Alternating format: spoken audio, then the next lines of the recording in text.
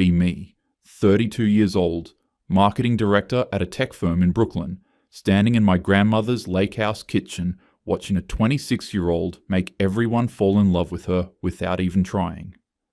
My grandmother's 80th birthday party. Family rented this massive place upstate. 3 floors, wraparound deck, pontoon boat at the dock. I arrived Friday night with expensive wine and immediately felt off. My cousin Kyle was there with his new girlfriend, Mia. She was in the kitchen with Grandma, actually helping prep food. Not performative helping, genuinely chopping vegetables, laughing at stories, completely at ease. "You must be Alexis," she said, wiping her hands. "Kyle talks about you all the time. I love your Instagram. Your Portugal trip looked incredible." I smiled and immediately felt like she was trying too hard. Nobody's that nice. Saturday morning, I came downstairs around 9. Half the family was already setting up for the BBQ. Kyle, my cousins Brad and Jared, uncles, all moving tables while their wives organized decorations. Mia was everywhere, helping Grandma, arranging flowers, asking if anyone needed water. Genuinely cheerful. I made coffee and sat on the deck, scrolling through work emails. "Lex, you gonna help or just supervise?" Brad said it like a joke, but there was an edge. "I literally just woke up. Some of us worked until 9 last night." He shrugged and went back to unfolding chairs. My sister Emma sat next to me. "You good?" "Yeah. Why?" "You have that face." "What face?" "The judgy one." "I'm not being judgy. I'm just observing that Kyle's girlfriend is really committed to the whole pick me thing." Emma's face flashed disappointment. "Or maybe she's just nice, Lex." "Right, sure. I'm serious. Not every woman who's pleasant is performing for male attention. You know, you could help too." I stayed on the deck. Kyle and I used to be close. Growing up, he was the cousin I could actually talk to. But that morning, when I tried to joke with him, he was grabbing beer. I said, "Bud Light?" "God, Kyle, you're such a dad now." He barely smiled. "Yeah, I like what I like," he said, and walked away. Not mean, just done. I watched him go back to Mia, kiss the top of her head. She leaned into him like it was the most natural thing in the world. The BBQ was fine. Good food, everyone drinking. But I kept noticing things. Jared used to always save me a seat. Today, he nodded at the empty chair across from him and his girlfriend. Not next to them. Across. Brad barely talked to me. Kyle was polite, but distant. Late afternoon, I was walking back from the bathroom and heard Kyle talking to Uncle Robert on the dock. "I'm just done, you know," Kyle was saying. "Done trying to prove myself. Done with games. Mia doesn't make me jump through hoops. She just actually likes me. It's not complicated. Your generation's finally learning what took me 2 divorces to figure out," Uncle Robert said. "Find someone who makes your life better, not harder." I stood in the bathroom, staring at my reflection. They weren't talking about me. Kyle and I never dated, but something about "done with games" felt aimed at me anyway. I thought about Christmas 8 months ago. I'd just ended things with my ex, was telling Kyle about it, and he'd said, "Maybe you're too hard on guys, Lex." I'd laughed it off, made a joke about how men are fragile. He didn't laugh. That was our last real conversation. Dinner that night was at the big table on the deck. I ended up between Emma and my mom. Mia was across from me, next to Kyle. I watched them all night. The way she touched his arm when she laughed. The way he looked at her like she was the only person there. At one point, Kyle's beer was empty. Mia got up without him asking and brought him a new one. "You didn't have to do that, babe." "I know," she said, smiling. "I wanted to." It wasn't submissive. It wasn't pick-me behavior. It was just loving. And Kyle's face when she handed him that beer, I've never had a guy look at me like that. Driving home Sunday, I kept replaying the weekend. The distance from my cousins, Emma's comment, that overheard conversation, The way Mia existed versus the way I do. Monday morning, sitting in my apartment with coffee, I couldn't shake this feeling. Something had shifted, and I didn't know when it happened. 2 weeks later, Thursday night, I'm at Equinox. 7 p.m. post-work crowd. I'm on the treadmill when I see him. Derek. He looks different. Better. More fit. Bigger arms. Broader shoulders. Better haircut. Nice watch. He's at the cable machine with a woman. She's really pretty. Brunette. Athletic. Natural looking. She's laughing, touching his bicep while he adjusts weight for her. I nearly trip on the treadmill. Derek. The guy I ghosted 6 months ago because he was boring. We matched on Hinge last spring. Good job in finance, stable, had his life together. We got drinks, dinner, coffee. He was nice, genuinely nice, texted consistently, asked thoughtful questions.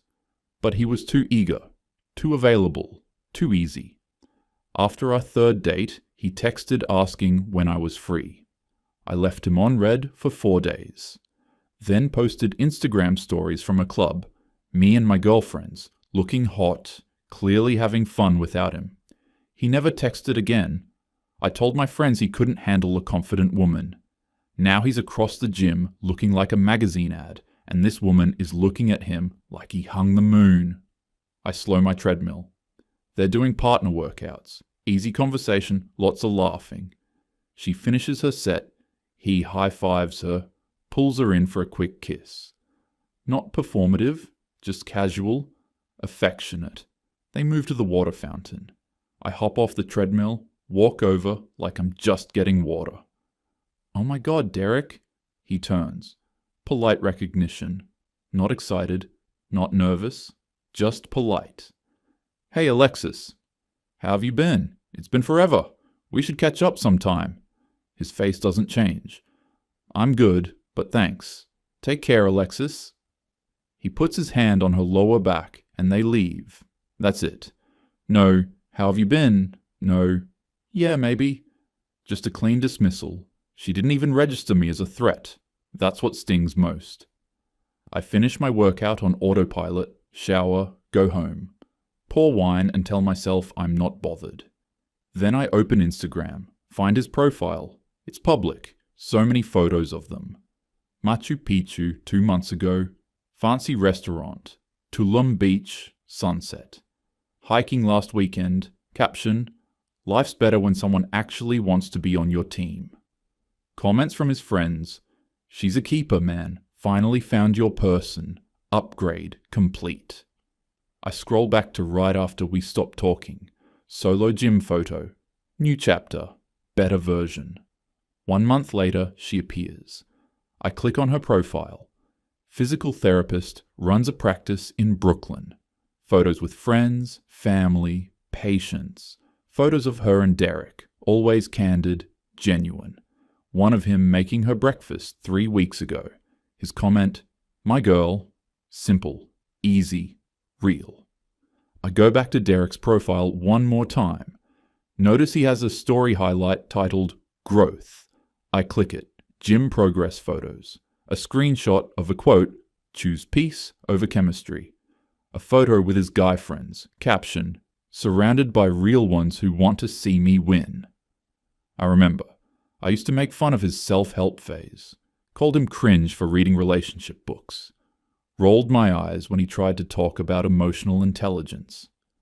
The realization hits. He didn't just move on. He actively decided I was what he needed to grow away from. He didn't post that hiking caption for me. He's not trying to make me jealous. He doesn't think about me at all. I was a blip. A brief moment he moved past, and he found someone better without even trying to prove anything. I think about my last text, 4 days after our date, after leaving him on red. Hey, sorry, been busy? Still down to hang? He never responded. At the time, I thought he was being petty. Now I realize he was just done. I'm alone, analyzing his social media while he's out there living his life with a woman who makes everything easy. The word easy keeps echoing. My phone buzzes. Jess. Drinks tomorrow? Need to debrief my disaster date? I respond, yes please. But I feel this creeping discomfort. When was the last time I had a good date? When was the last time a guy looked at me the way Derek looked at her? When was the last time I made anything feel easy?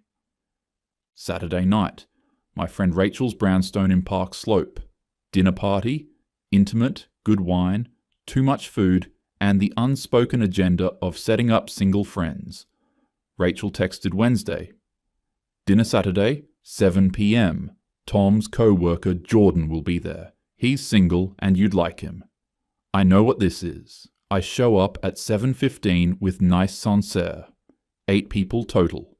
Rachel and Tom, Jordan, Rachel's younger cousin Lily, visiting from Boston, and 2 other couples. Jordan is by the kitchen island when I walk in. Tall, well-dressed, objectively handsome, strong jaw, good hair. Alexis, this is Jordan. Jordan, my friend Alexis from college.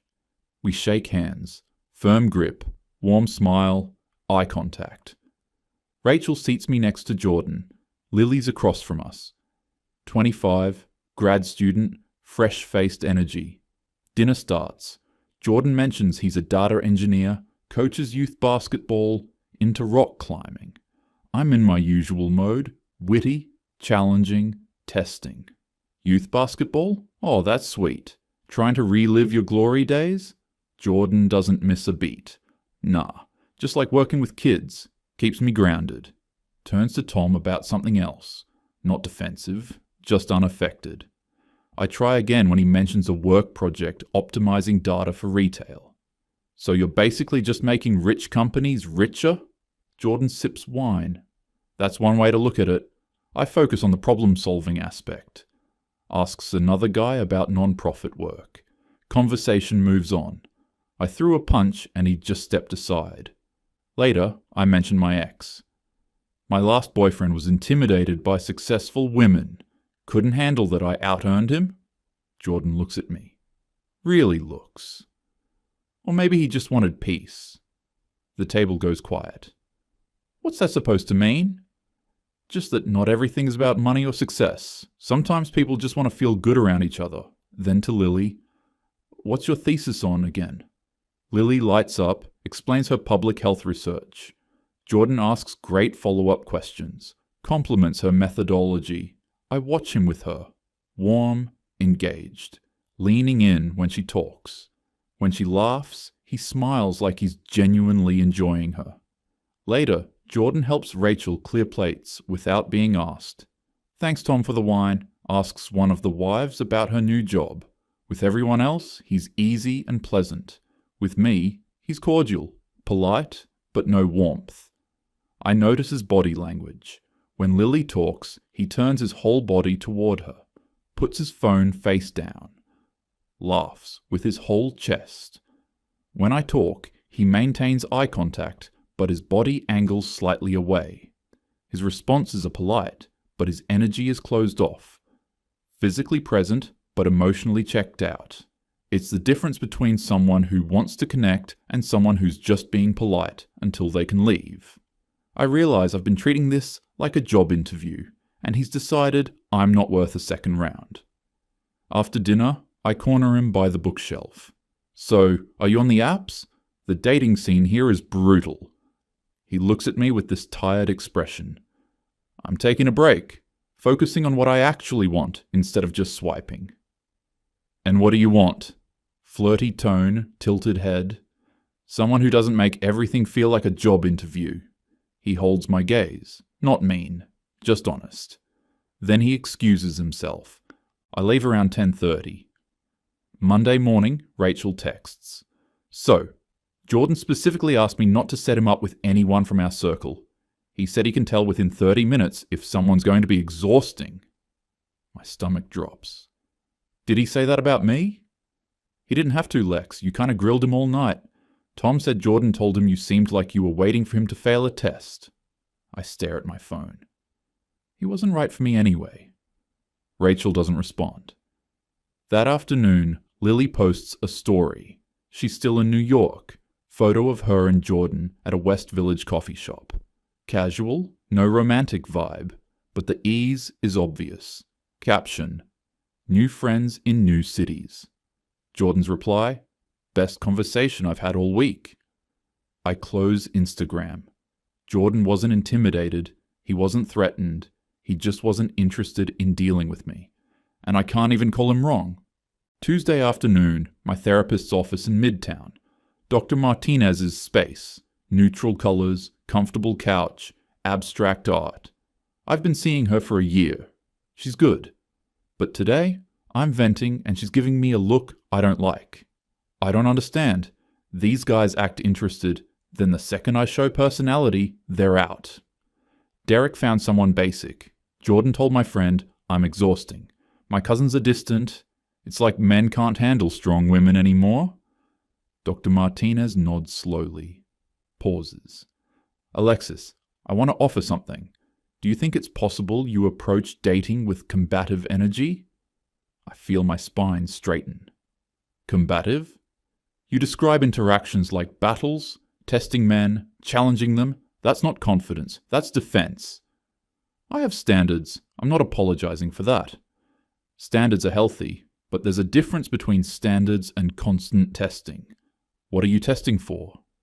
I need to know they won't fold, that they can match my energy. But matching your energy means tolerating disrespect disguised as banter. That's not strength. That's exhaustion. My chest feels tight. So I should just be soft and agreeable? That's internalized misogyny. There's a difference between being soft and being kind, between agreeable and pleasant. You can be strong and warm at the same time. I stand up. I think we're done for today. Alexis? No. I came here for support, not to be told I'm the problem. I leave, furious. Text my group chat with Jess and Amber. My therapist just told me I'm the problem. Switching therapists, ASAP. Jess. OMG, she sounds like she's from the 1950s. Amber takes longer. Finally. Or maybe she has a point? I don't respond to Amber. That evening, I call Marcus, my best friend since college, the one who always picks up. Voicemail. I text, need to talk, call me when you can. 2 hours pass. Finally, around 10, hey, can we talk tomorrow? Trying to have a quiet night with Vanessa. Vanessa, his girlfriend of 6 months. It's kind of important, just 15 minutes? My phone rings. Marcus, but his voice sounds tired. Hey, Lex. Sorry to bother you, Actually, I'm glad you called. I've been meaning to talk. Vanessa and I had a long talk this weekend, and she's not comfortable with how much emotional labor I do for you. Emotional labor? Marcus, I'm your friend. Is she that insecure? No. She's secure enough to not tolerate me being another woman's emotional husband. The phrase hits like cold water. What does that mean? It means you call me at midnight about guys who don't text back. You vent for hours but never ask about my life. Vanessa pointed out you've met her 3 times and still don't know what she does. I genuinely can't remember. She's in marketing? She's a pediatric nurse? Silence. I need boundaries, Lex. I can't be your on-call therapist anymore. It's not fair to Vanessa, and honestly, not fair to me either. I can't believe you're letting her control your friendships. She's not controlling anything. I'm choosing my relationship. I'm choosing peace. That word again. Peace. Wow. Okay, good luck with that. I hang up, sit on my couch, staring at my phone, feeling walls close in. I open Hinge, re-download it, create new profile, good photos, witty prompts. Matches come in, but they're different. Lower effort, bad photos, empty bios, the kind that scream, swipe right on everyone. I message Connor. 34, lawyer, looks good on paper. Conversation starts fine. Then he doesn't respond for 6 hours. I send, Lowell, did you get lost on the way to your phone? Connor. Just busy with work. Not everyone's glued to their phone. Me. Someone sensitive. 3 dots. Then disappear. The match disappears. He unmatched me. I stare at my screen, shocked. Other conversations are dying. Polite, but low-effort responses. No real investment. One guy. Hey sexy, wanna meet up? I don't respond. Close the app. Pour wine. Check Instagram. Vanessa posted, she and Marcus at a pottery class, covered in clay, laughing. Caption, my favorite human. Marcus commented, every day with you is easy. Easy. That word follows me. I think about Dr. Martinez, Jordan, Derek and Stephanie, Kyle and Mia, all these men just choosing easy, choosing peace.